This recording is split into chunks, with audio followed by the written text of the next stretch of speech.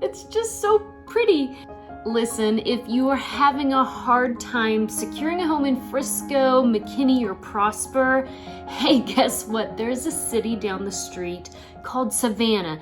And it's not really a city, it's a district. It's actually outside of the city limits, but it's just west of Prosper, north of Little Elm. And let me say, when you drive into Savannah, it's like if you've ever been to Disney's Boardwalk, that's what it reminds me of. And that's what I thought the very first time I was driving in. And then I went to show my husband the city, town, district, whatever it is. It has about 5,000 residents who live there in the neighborhood of Savannah.